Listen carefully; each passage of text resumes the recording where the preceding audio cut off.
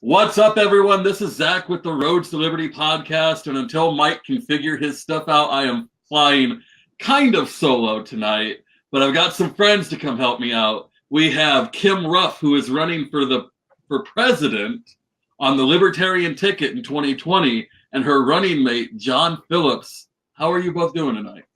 Very well. Thank you for having us on. Well, I'd be doing better if this bottle really did have vodka in it, but it doesn't, so. Question. Yeah, a drink sounds good tonight. What's up? Are we allowed to wear? I'm not wearing pants. Are you wearing pants? I'm assuming this is a pantsless party. Yeah, you never podcast in pants. That's the first rule of podcasting. Yes, freedom for everyone. Zach usually wears kilts anyway, so. I do. Whoa, that's cool. So I put on shorts to podcast because the kilt gets in the way. I get mad because like doing video was my idea because it ups our listener base because we can go on YouTube and all that. Mm-hmm. But it means I have to wear a shirt. Oh, yeah. And I would rather just be here eating Cheetos and doing the fat guy thing. But what if you did like a dickie? I mean, because you're only really doing like a medium shot from chest up. So what if you just had sort of like something to kind of drape across and just did that? And then you could like, I don't know, you could still get some nacho cheese on your tummy. You could do a poncho. This is where we're going. It's happening. America, make way. All right. So we've established on social media that this is a real campaign. Yes. And you're serious about doing this. Yes. So, Kim, until like a month or so ago when Jared started talking about you, I had no idea who you are. That is really hurtful. Well, I'm pretty new to the I know movement, who you are. I guess from what I was told, you stepped away for a while as I was stepping up, so we didn't cross paths. So we like high-fived out the door or whatever. I guess. So for other people like me who are very new, will you explain kind of who you are and what you've done? Okay. All right, let's do this. Okay. I got involved with the Libertarian Party in 2009 after I graduated from Arizona State University with dual baccalaureates in communication and political science. I had, the economy had tanked in 2009, so I basically carpet bombed every sort of libertarian organization I could think of, think tanks, periodicals, radio, podcast, even, political organizations like the Libertarian Party. And the only group that bit was the Arizona Libertarian Party.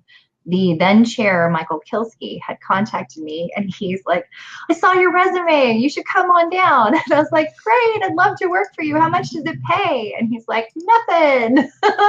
And so I thought, well, if I just, put some effort in and put some sweat equity into it, I could maybe parlay that into a job, which, now that I know what I know about the Libertarian Party, good luck getting some money, guys. But the first thing I did was I worked on a newsletter for the Arizona Libertarian Party, and I was a campaign manager for a congressional campaign.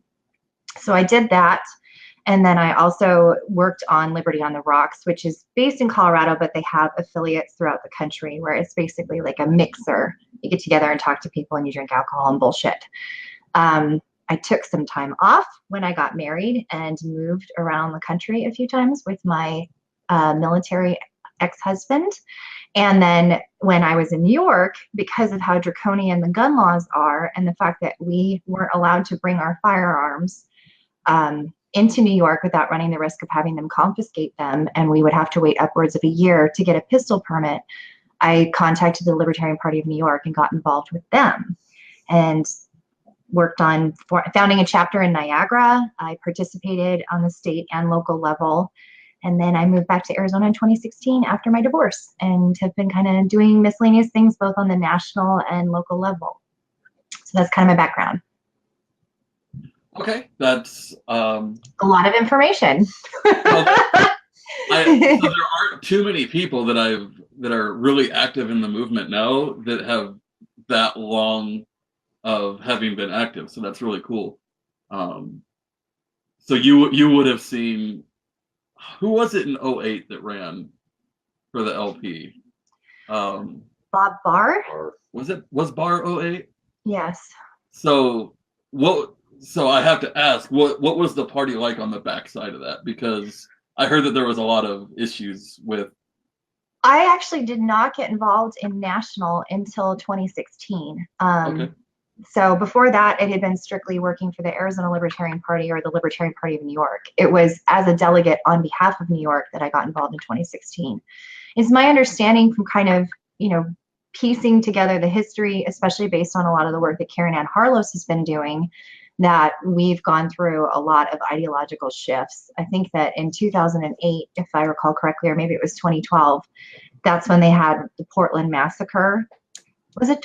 I don't know what year it was, but it predates my experience on national, where they essentially gutted the platform and they got rid of a lot of critical information about what the party stands for. So I couldn't really give you an idea about 2008, just 2016 plus. Okay. So shifting that question over to you, John,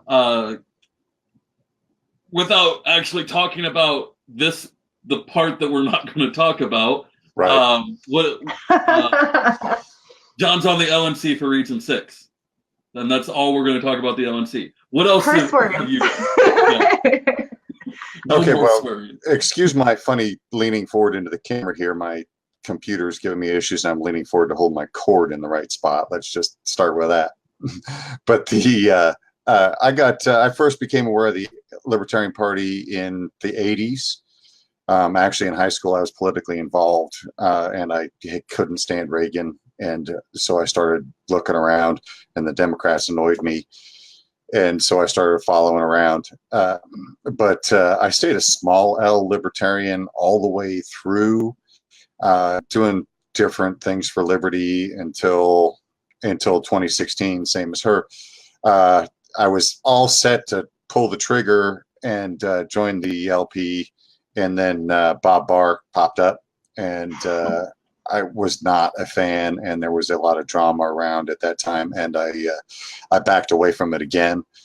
And then in 2012, I followed Gary Johnson, voted for Gary Johnson, pushed him around here locally, and then again in 2016.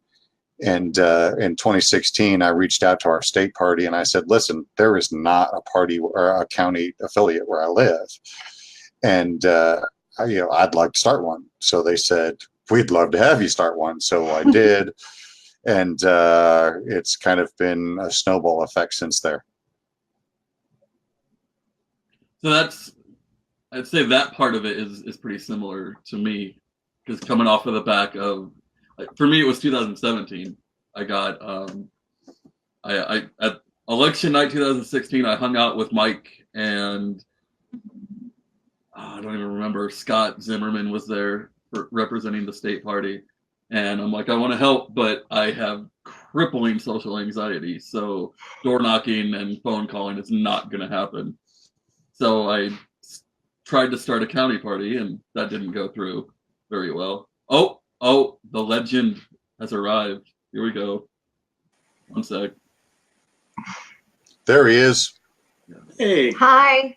Good evening, everybody. Sorry for the delay. So all we've done so far is like backgrounds. So okay. You just get to do without that part. I didn't care anyway.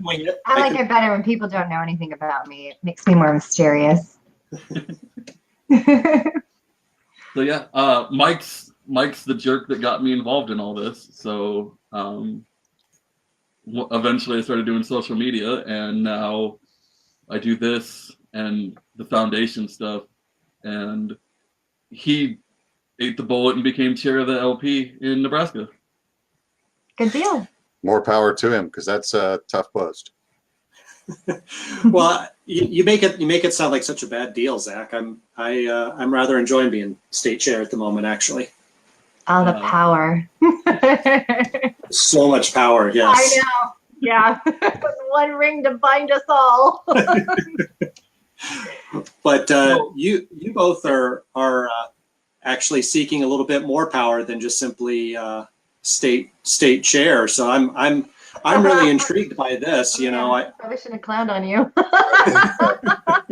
I think seeking power is not the right word for it, because that is the last thing that we want. We're seeking to cock block other people who are seeking power. That's what we're doing. Perfect. Yes. I like that terminology better. Yes. Yeah. Because libertarians don't want power to rule over other people. That's for sure. But No. why subject yourself to this? It's a lot of going to be a lot of scrutiny and a lot of work. And should you get in, there'll be more scrutiny and more headaches. And I don't mean anything bad by this, John, but you don't have much hair to lose. So I do not. So I've seen how this job and this race can really age people. That would it's more than I'm willing to take on. So I'm impressed that you're both so engaged with this. You're gonna lose your eyebrows from stress. It's okay, I already draw mine in. I'm old.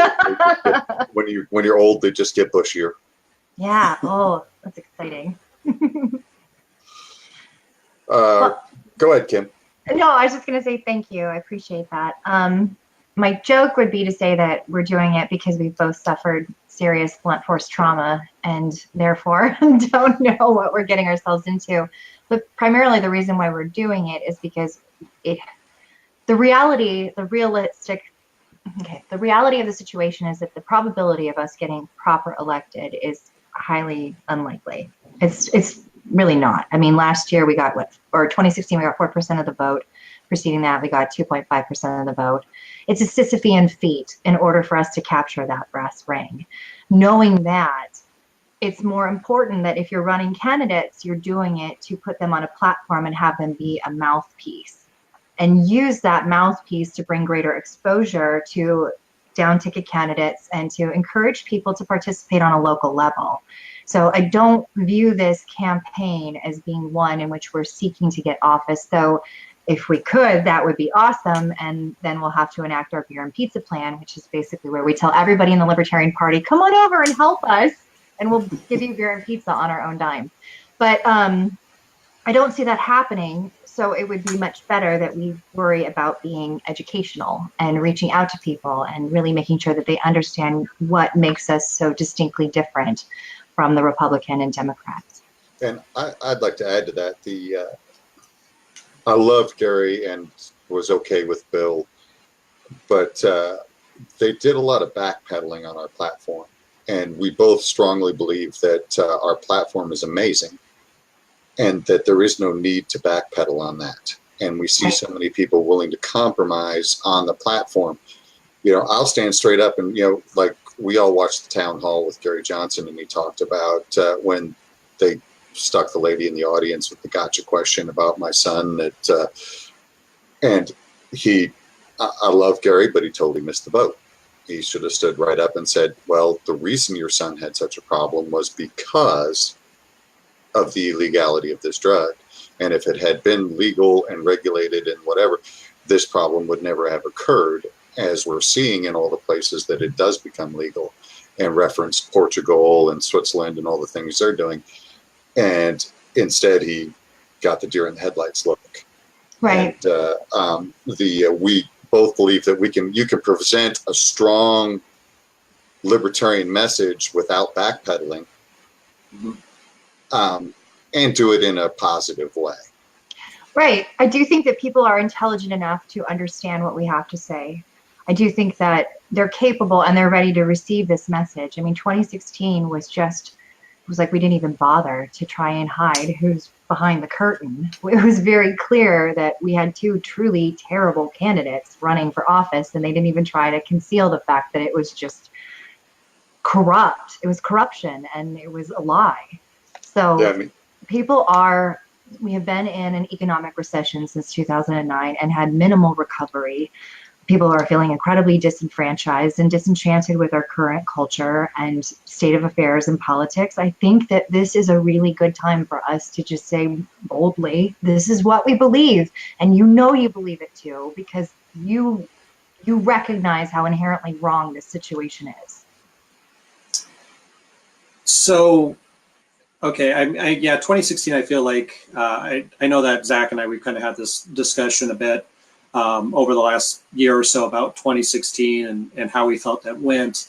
What would be some of the changes, I guess, in the approach to giving out the message? Because in 2016, we had, three really distinct voices there running for president between McAfee, Peterson, and Gary Johnson.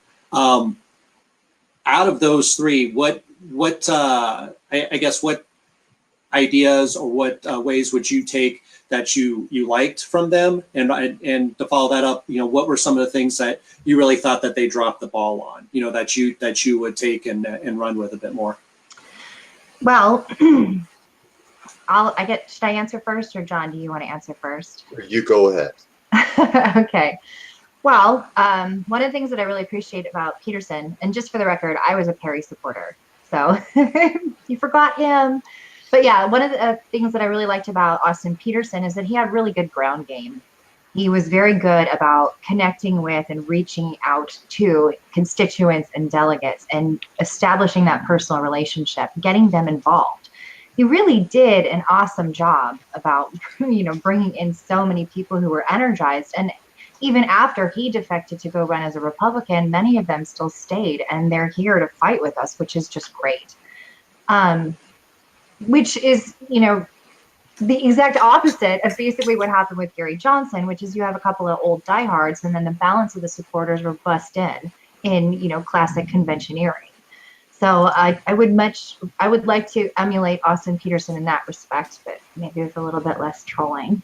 Hard to resist. And then as far as McAfee goes, one of the things that I both appreciated about him, but was also kind of a turnoff to me as a delegate, was that when they were doing the presidential debates, McAfee got up there and he said, "I'm a fraud.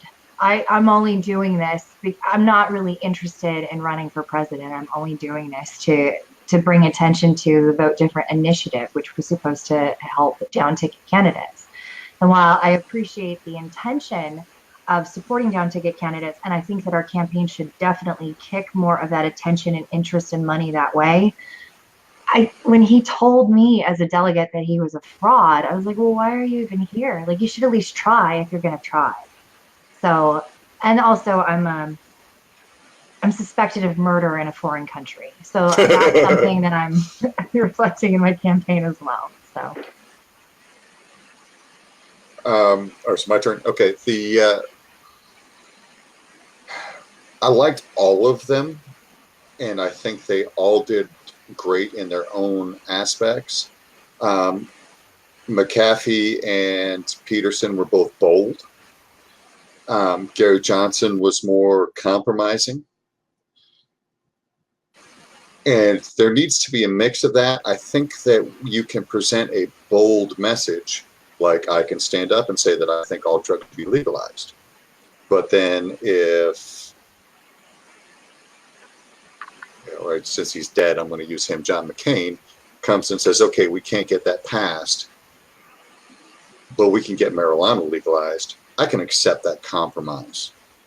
And then I can say, okay, we've got that done. Now let's work on getting all drugs legalized and keep moving on with the message. And I can accept the compromise, which Gary Johnson was willing to accept the compromise, but he compromised the message. Austin Peterson and John McAfee came across as not willing to accept the compromise. I can do both. I think that I can give Kim and I can both give a strong message, but at the same time be realistic about what is achievable. Okay. And I will say honestly, at this type of level, I want there to be a solid message. And just for a little bit of disclosure, I worked on the Peterson campaign. So Okay. when it came time, to kind of switch gears, and I also helped the Johnson Well campaign, towards the end of 2016. It was a bit of a shift for me because I was really on board with Peterson's message, And I felt like, Johnson's message, well, we all watched that. So it was a different approach. And going into this, I mean, we're going to be going up against, Trump and whatever sacrificial lamb that the Democrats throw up, because I have yet to see a solid name from the Democrats get put forward as the front runner here. So I for one, I'm glad that you're talking about running on message. How do you see this as helping out the down ballot candidates in 2020? Well, I think probably one of the most clear ways that this would help out down ballot candidates is that if we are on point in representing what libertarianism is and what our platform and belief system are, then we create less situations where down ballot candidates have to essentially do damage control. And try and draw a distinction like, well, just because our candidate said that doesn't mean that's reflective of how I feel. So if we make an effort to be excellent representatives and do so in a professional but also appealing and entertaining way, it would make their job a lot easier. I think that they would be able to basically not feel that they have to overcome some sort of albatross that we put around their necks. On top of that, one of the things that the Johnson campaign kind of failed to really do well was that when they went around to different areas to network and to do fundraisers and whatever, they sort of snubbed some libertarian candidates in various areas. And I don't want to do that at all. I want to be able to use any attention I get to bring attention to them and encourage people to participate and contribute locally. Like your buck and your sweat equity is going to go a heck of a lot farther in a down ballot campaign than it necessarily is in a national level one. So, and on top of that, we did say that as far as our funds go, we're kicking around the idea of allocating a certain percentage of whatever funds we raise to supporting down ballot candidates and state affiliates. Okay. I think we've already shown that we're doing that already. On our campaign page, we've spent more time promoting other candidates than we do ourselves. I do that consistently with candidates all across the country, from the East Coast to the West Coast. I've got friends that are candidates running on the East Coast. I've got friends that are candidates on the West Coast. I've got friends in Texas and Minnesota, and they're all great candidates. And we need to spend some time not ignoring them, but promoting their campaigns, talking about, hey, Craig Bowden's doing these great things over here. Gary Johnson is doing great things in Arizona. New Mexico. Yeah, sorry. So I'm looking at Arizona. That's my fault. Yes, New Mexico. Oh geez, there's my Aleppo moment right there. But get it out early, son. Get it out early, son. But and not have, I mean, I can make a stupid comment like that, and we can talk about that. And the Aleppo thing, like, speaking of Gary Johnson and not, putting a weight on our down ticket candidates, Aleppo was something that we had to deal with, but it wasn't ridiculous. I've spent a lot more time dealing with Mr. Weld's gun control issues than I did with Gary Johnson's Aleppo issues. Yeah. We have a strong foreign policy. Our strong foreign policy is that, guess what? We need to leave them alone. Right. We need to stay home. We need to take care of our business first and let them take care of their business. That's a strong foreign policy. If I don't know where Aleppo, Syria is, well, there's a reason for that. And Gary didn't do a very good job explaining that, even though he did actually come up with a good answer that they ignored, as we all know. But if I say, oh, well, you can turn an AR-15 fully automatic by pulling a pin, that's a whole different answer and causes a lot more problems for our down ticket candidates. And I would like to avoid that if at all possible. There's two things. Can I say this really quickly? Because this is cracking me up. John, your camera keeps shifting up and up and up, and I'm just waiting for a bit for you just gonna submerge completely. Just be the top of my bald head. No, one of the things that get asked, and it actually never occurred to me to say this before now, so that's why I kind of wanted to take a minute. The fundamental difference between John and I versus a lot of the people who typically run for office at this level is that we've been volunteers and activists this whole time. So we know exactly how difficult it is to get attention and resources and assistance. And I think that's probably what is the big driving point for us. We know libertarianism backwards and forwards because we've been espousing this belief system at fairs and at, voter registration drives and all over the place. We've been doing this for years. We just want to be able to assist everybody across the nation that's working their tails off and sometimes quite thanklessly. Can I take a minute to address a comment? As I look through here, we're Joanne Brown. I'm sorry if I'm pronouncing your name wrong. I like that Johnson and Weld both had some leadership experience at a higher level and a proven record. Okay. Kim and I have spent a lot of time discussing this. No, neither one of us has been a governor. Neither one of us has been president of the United States. We both have managed businesses. We both have managed resources. We both have managed volunteer teams. Really what it comes down to is, okay, hey, there's lots of people out there running on their experience. Hillary was running on her experience. Do we really want another Hillary? How many people are running on their experience in a corrupt system that has only taken our rights away? Is that the experience that you really want? Or do you want the experience of somebody that knows what you're going through, knows how it feels to have your rights taken away, knows how it feels to have a special needs child and have the government get in the way more than help? That every time that government, somebody says, oh, the government needs to do something about this, the government screws it up. That's the experience that we have, that we can bring to the table and say, hey, guess what, guys? We've been voting, we've been dealing with this same duopoly for years and years and years, and you guys don't do it right.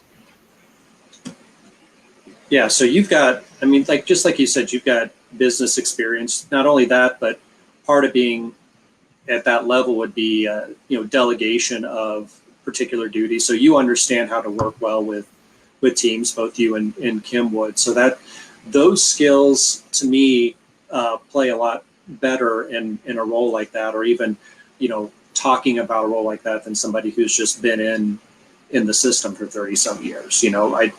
You have real world, you have private sector experience, and that's a lot better than working in the public sector in my mind. So, can I jump in for a sec? Yeah, go ahead. So I just posted a comment, and I'm going to bring it down in a second, but we definitely want to support this. JakePorter.org/donate. Jake needs $50,000 raised to get into some of the debates in Iowa. Jake's a great candidate. I think Mike and I have met him. I don't know if you guys have met him. I assume you probably have. I've talked to him. Yeah.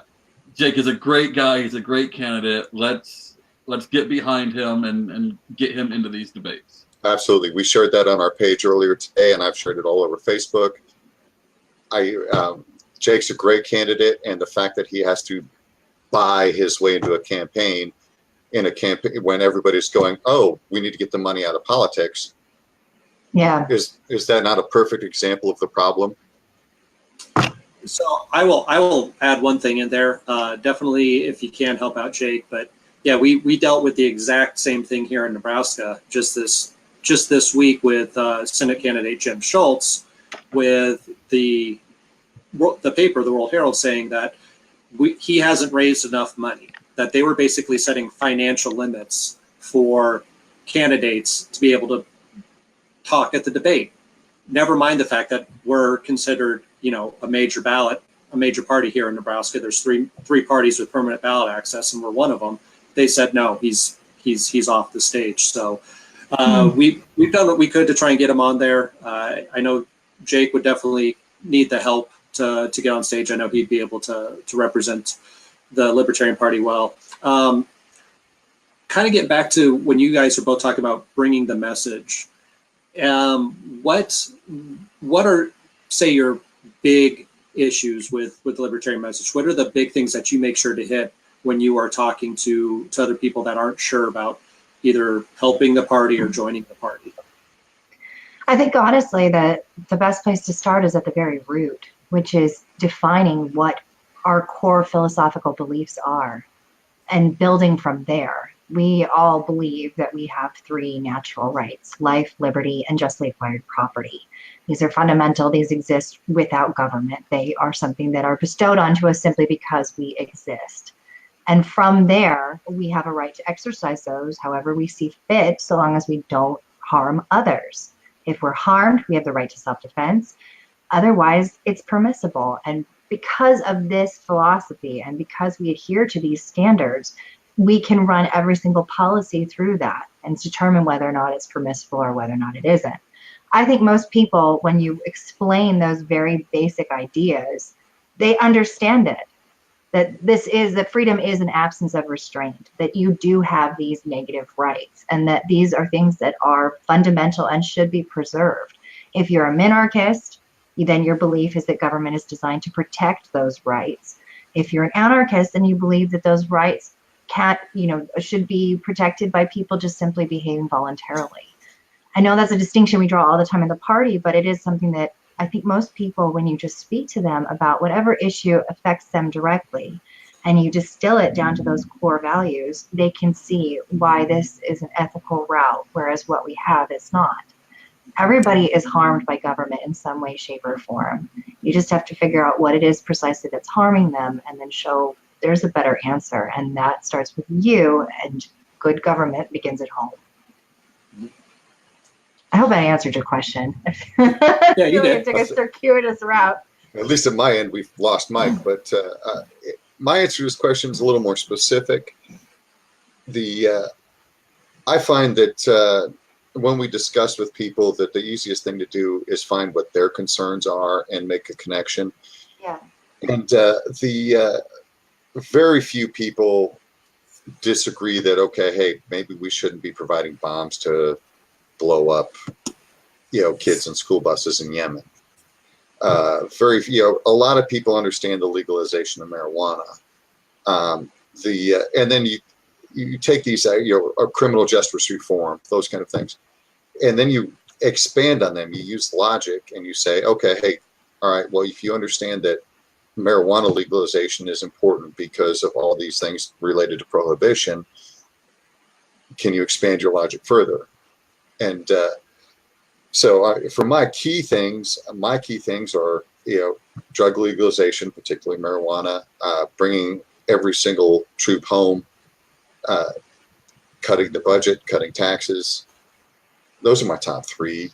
The reducing government oversight, it comes in very close in the fourth.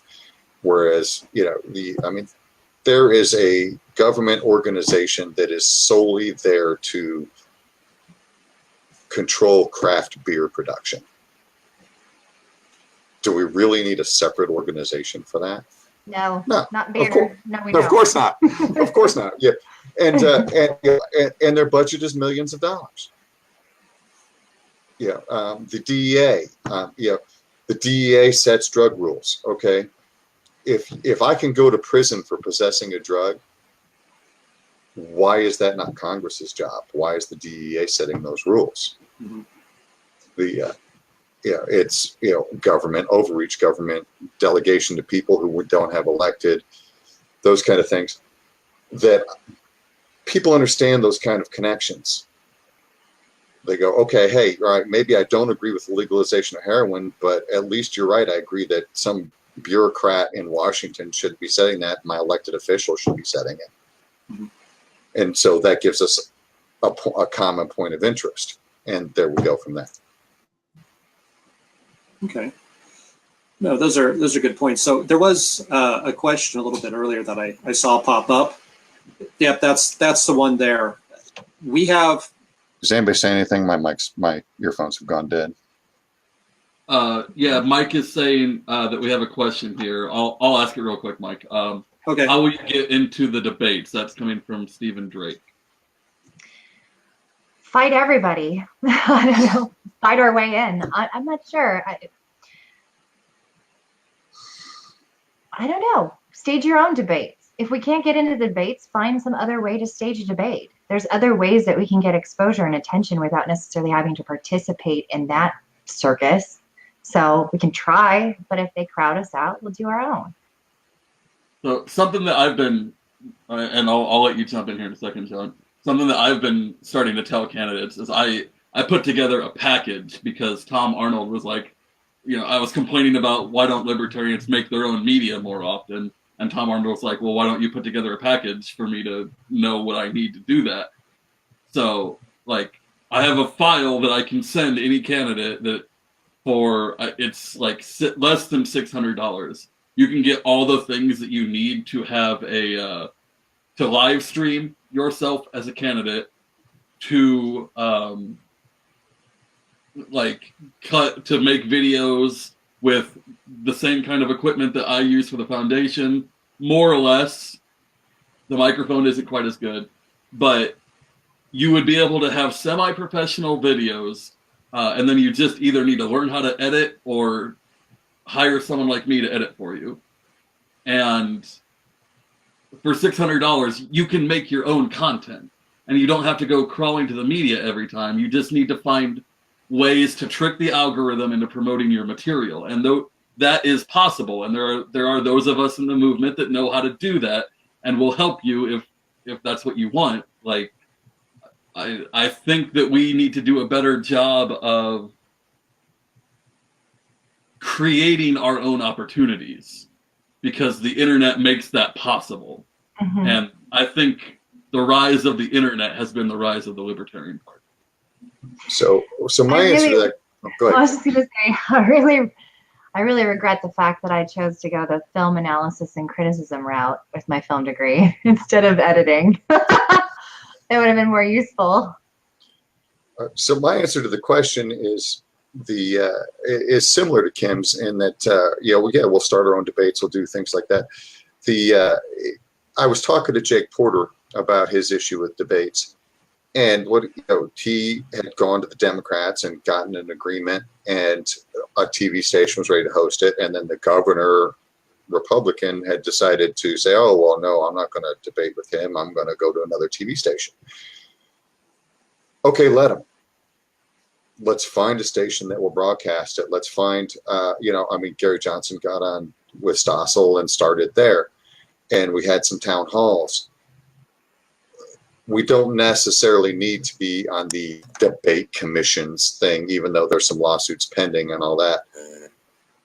If we can present a case to these networks that say, hey, we'll get you some viewers, then they're not going to say no. Well, all right. Can you hear me, Zach? Okay. Well, so there's one thing that I see another comment Did I here. lose you again? Somebody say something. Mike's talking. Can you hear me, John? Why he's the only one you can't hear, because can you hear him, Kim? I can, yes. Yeah, his screen's dark for me, so I can't hear him. So that's okay. I'll relay the message to you when he's done then. It's like a game of telephone. So Steve brought up a good point here in the comments, Zach, if you want to pop up one of his questions, or one of his comments, is that the Libertarian candidates often face a lot of pushback, even if, they have a lot of name recognition, even getting onto debates. So another situation that we got going here in Nebraska is Senator Epke, during her reelection, is really trying to push for a series of debates with her challenger. But her challenger for the last month and a half has been essentially dodging the debates, 100% dodging them. Keep saying that he's going to, give her an answer. 2 weeks later, still nothing. So even if we have a libertarian in office running for re-election, we keep seeing the old parties say, no, we're not going to debate you. We're going to ignore you. So if in those situations, and even with Gary Johnson and Bill Weld, who both had experience as governors, they're still ignoring us for the debates.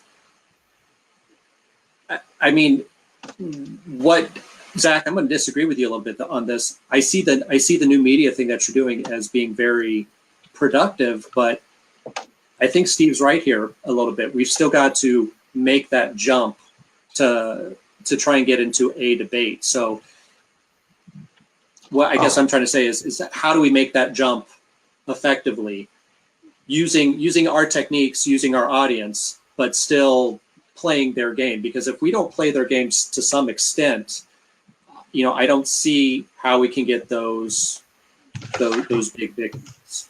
And I'm not trying to be defeatist. I'm just saying that at some point we've got to take the game to their field, to the and play it in their way a little bit. And I don't disagree with that at all, Mike. I reloaded my screen, and all of a sudden I could hear you again. Okay.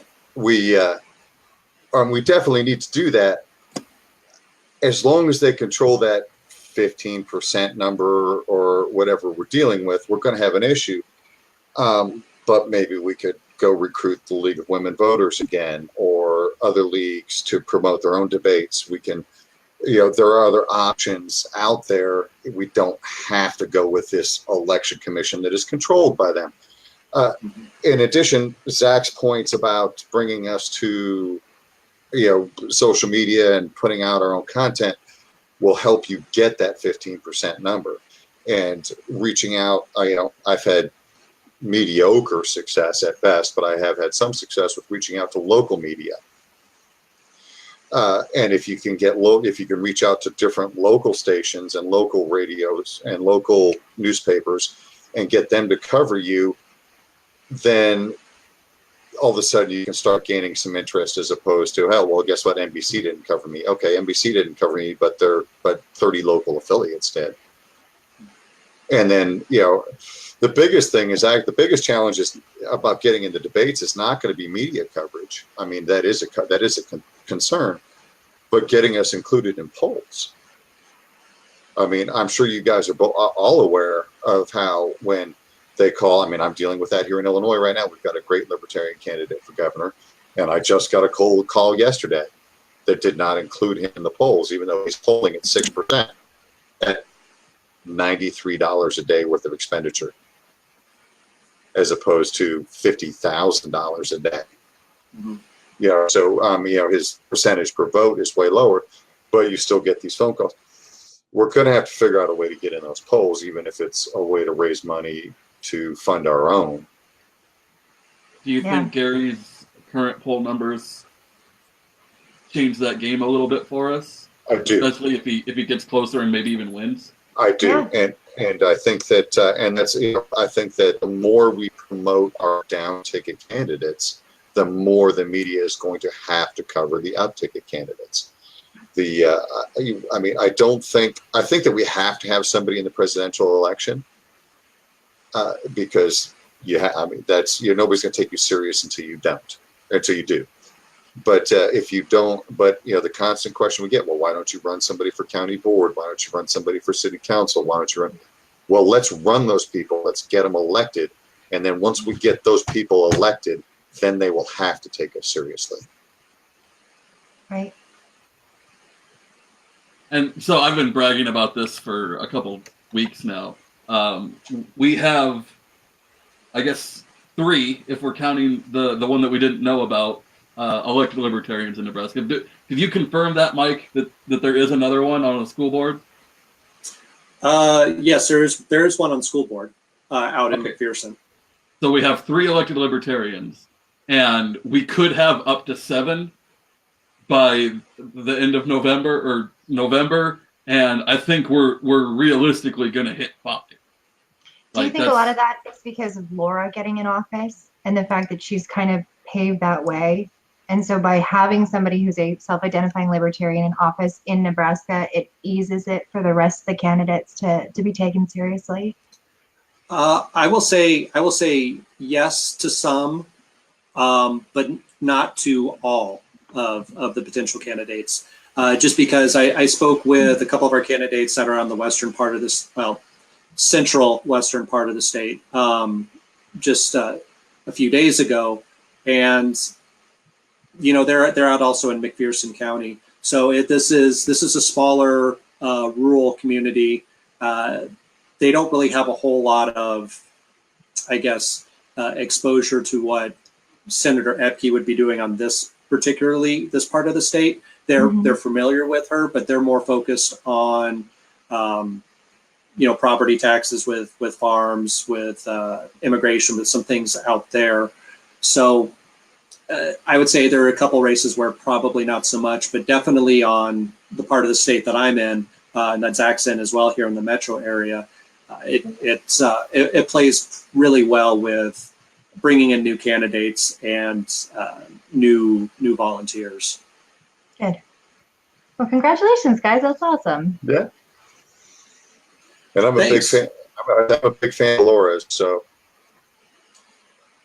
Well, it's once November's done and this long hard road for her and the reelection is over, and we've got a couple of other county treasurers elected as well.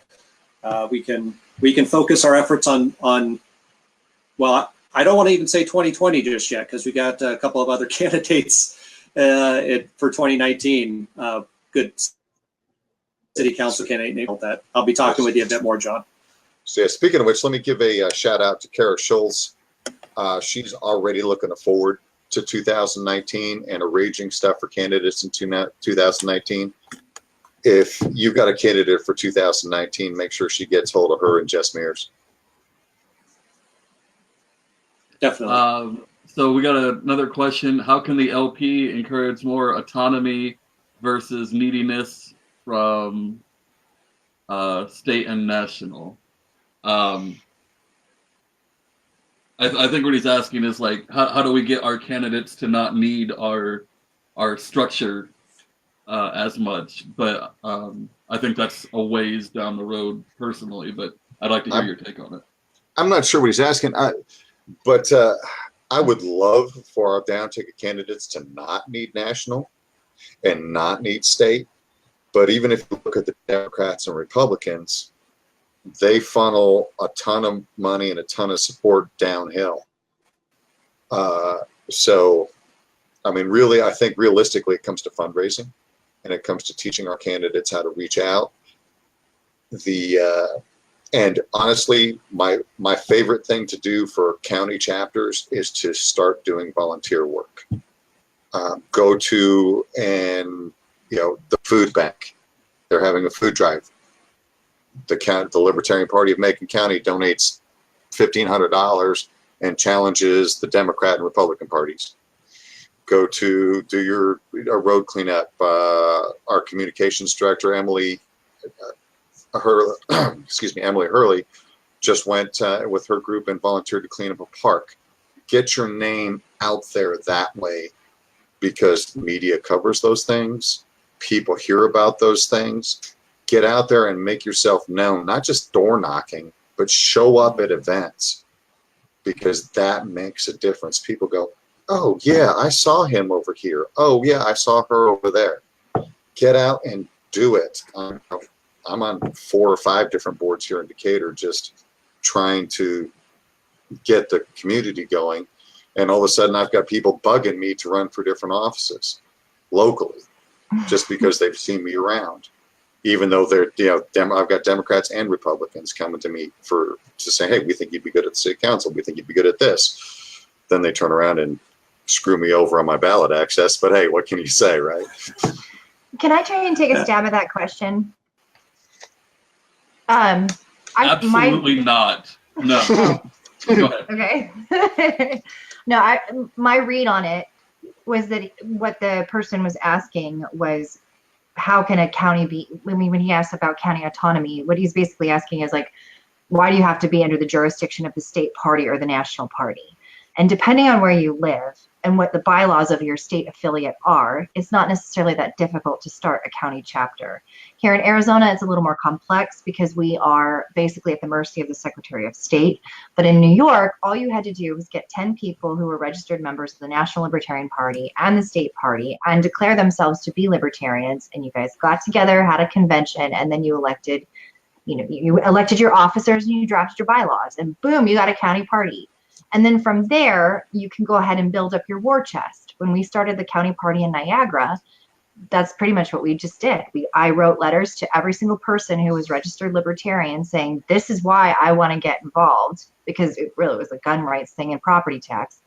And then people got together and we had our convention and we adopted bylaws. And then from there, we started collecting dues and building up our war chest through fundraising. And then we were using that to find and groom and pay for candidates that were running in our county. So you are perfectly capable of doing all those things on that level. And frankly, you should, because that's going to be much more local and at home, and you're going to affect more of a positive change. Okay, and that's actually a different question than I thought he was asking. And if he's asking that question, I mean, here in Illinois, the counties are very autonomous. We have a state organizing committee call once a month, and it really is just, hey, this is what the state's doing.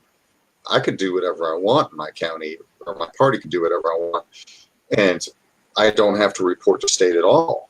I mean, my members don't have to be a member of state. My members don't have to be a party of national. We can do whatever we like. Now, we do try and work together.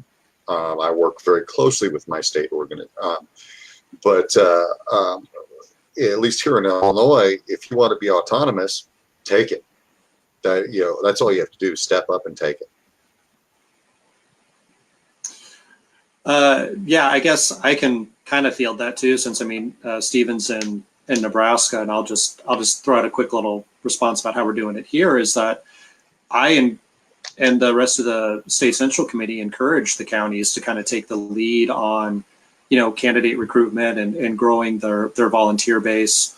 We have one county that adopts a park, and so they get out and they do that on a monthly basis with the cleanup. We've done stuff with Habitat for Humanity. We've done other outreaches so that we're out there, but you don't always have to, I guess, seek permission from the state here.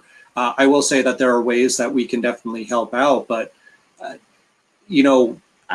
with the western part of Nebraska where he's at, we've got Ben Backus, who's elected out there. We've got other individuals that can definitely help out, but by all means, if there's anybody that's looking to start a county party in Nebraska where we haven't affiliated one yet, reach out. We've got a packet. We've got some stuff that we can get you started. But ultimately, it's your baby. It is going to be your county, your group of people. I'm only just going to offer a couple of little bits of guidance, but I'm not going to come out to a particular county and say start doing this or doing that, because I don't know the people out there. Who's ever starting it knows them better than I do. I would hope that we have a state, and with John, we've got a region over here that's really promotes county autonomy and provides them with as much resources and as much information as possible. I mean, I've seen that from you, John, from coming down from Region 6 and how it comes down to the state. So that's kind of how I want to do it here in Nebraska, and hopefully that's other people kind of take the ball and run with it in their own county. We did say we weren't going to talk about the LNC, and I'm just going to break that rule for 1 second because I see one person here saying the LNC doesn't support its candidates much. And I felt that for a long time until I got elected. And I still feel that to a certain degree. And I'm trying to change that. I have found that there are a lot more budgetary issues than I was aware of in that. And then there's a lot of, as I've reached out to different candidates lately, there's a lot of, hey, we don't want your help, or we don't want you to make a statement on this because it might interfere with our election. There was a couple things I discussed with Laura, and there's a couple things I discussed with Mr. Porter on those kind of things we try very hard. And as you guys know from being in Region 6, that I do like to reach out to everybody and do what I can. But some of it's people saying, hey, our state's good, leave us alone. And hey, that's great. If you guys can say that, if your county can say that, awesome. I love it. If you're really dying for help, reach out to your regional rep. We'll do what we can, but there are some budgetary considerations. All right, so we're hitting about an hour here, so let's send this home. Kim, Do you guys have a website that you want to promote? Yeah. Yes, we do have a website. It's Ruff, R-U-F as in Frank, F as in Frank, like dog barking, Phillips, Phillips 2020.com. Okay. So everyone go there. We will throw a link in our video descriptions and everything when we put this out. Thank you both for coming on and giving us an hour of your time. A little more than that because of the pre-show. And I look forward to watching you guys have a great election cycle and do really cool things. Thank We're you so sure much for gonna having us try. on. Thank It was you. a lot of fun. All right. Yes. Thanks. Thank you both again for coming on. I look forward to talking to you more over the next couple of years. It Yes, was sir. nice meeting you too. All right, everyone. This has been Zach and Mike for the Roads to Freedom, Roads to Liberty. Oh boy, stop crossing streams with Kim Ruff and John Phillips.